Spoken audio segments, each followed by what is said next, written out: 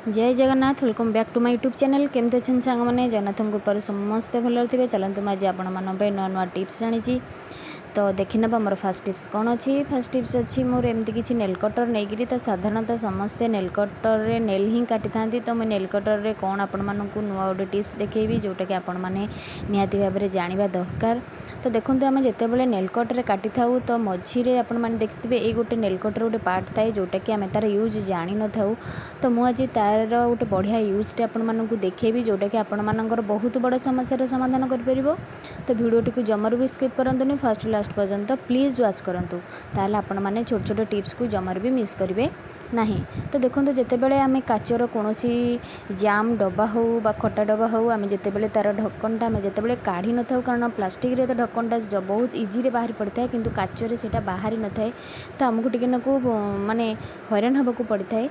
तो से आपण मानक देखौची तो आपण माने जितेबाला एमती किसी काच कंटेनर ढक्कन को काढ़ापा चेष्टा करछंती आपण मानक द्वारा होउनी तो आपण माने नेल कटर ये पार्ट को आपण माने देखंतु मु जेमती करूची आपण माने टिके तो भितरे एमती प्रेस करिक आपण माने करिवे।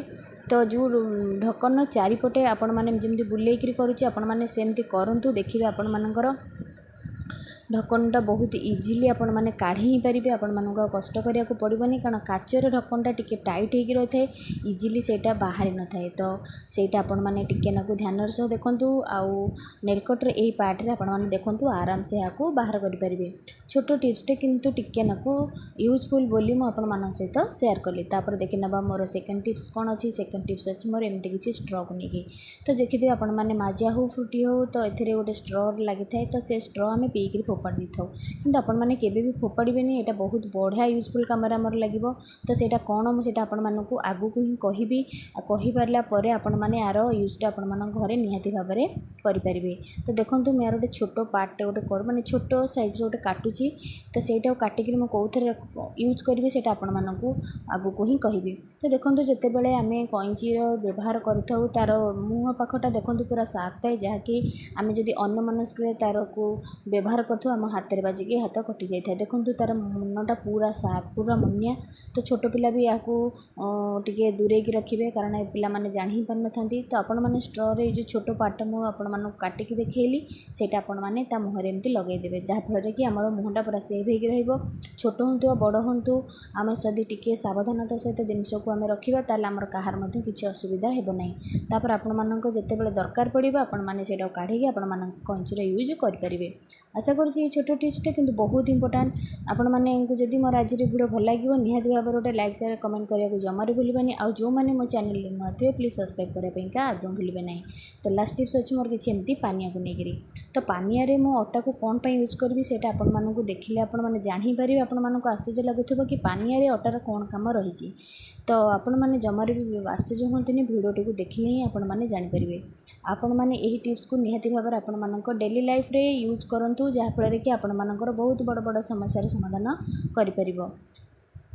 देखो आपण मैंने जितेबाला पानिया यूज कर पानिया बहुत प्रकार ऑयल लगी थाए डस्ट लगी थाए जेहेतु आम चुटी मुंड कुंडे था तो से बहुत सारा असना लगी थाए तो आमको भल लगी न था। आपण मैंने जदि पानिया को सफा न करेंगे ताहले पानियार मैली आम मुंड को जाकर आम चुटी चढ़ी थाए। तो आपण मैंने कौन करेंगे तो केमी बिना पानी बिना डिटर्जेंट रे सफा करेंगे तार गोटे सुंदर प्रोसेसटा आपण मानक कहबी। तो देखो पानिया आपण मैंने अटा को एमती देदेवे मुझे एमती दौची तापर आपण मैंने गोटे रिजेक्टेड ब्रश साहाय्य भल कि सफा करेंगे कारण पानिया जो ऑयलटा थाए से अटा पूरा शोषी नहीं थाए जहाँफल कि आमर पानियाटा पूरा नुआपरी होता है। आपण मैंने जितेबाला पानिया को सफा करेंगे तो आपण मैंने निहाती भाव में सर्फ हो पानी हो आपण मैंने तार यूज करेंगे किंतु आज आपण मानक बिना पानी बिना सर्फ रे पानिया को आम केमती नुआपरी करवा तार गोटे बढ़िया भिडियोटा आपण मान सहित शेयर करुँची। तो आपण मैंने अटा जगार एक्सपायरी पाउडर को नहीं पारे जदि आपण मैंने अटा नाक चाहूना ताल आपण मैंने घर जदि एक्सपायरी पाउडर थी ताहले सेटा को आपण मैंने यूज करें। तो देखो मोटी पेपर उपर आपण मैंने करेंगे कारण पेपर द्वारा करने द्वारा आपण मैंने जानीपारे कि आपण मैंने पानिया रे अटा पकड़ा द्वारा आपण मानक लाभटा कौन मिलला कि आपण मानक पानिया रे केते डस्ट अच्छे से आपण मैंने ही निजे देखिपारे। देखो मुझे आपण मानक से गोटे पेपर रे देखौची तापर फल कि आपण मैंने जानीपारे कि पानिया रे केते डस्ट लगी रही। आम जब सप्ताह को थोड़े ये टिप्स करवा ताल आपण मैंने चुटी पूरा सेफली रही। तो देखो केते सारा मली पानिया रे थिला और अटा माध्यम से सेगुड़ी बढ़िया आराम से बिना पानी बिना डिटर्जेंट सर्फ रे भल भाव में सफा है। देखो मुझे पानी भी टुप्पाटे यूज करनी आपण मैंने रिजेक्टेड ब्रश आराम से सफा करेंगे। तो पानियाटा आपण मानकर पूरा नीट एंड क्लीन हो आपण मानक चुट्टी कुंडेबारे बहुत बढ़िया लगे। आशा करुँच आज सब टिप्स आपण निहाती यूजफुल थो जिते बड़े मुझे सब टिप्स शेयर करे आपण सहित टाइम हो मनी सेविंग होगी रही है। तो फर्स्ट रु लास्ट पर्यंत वीडियो टी देखि आपण मानक बहुत बहुत स्वागत बहुत बहुत धन्यवाद।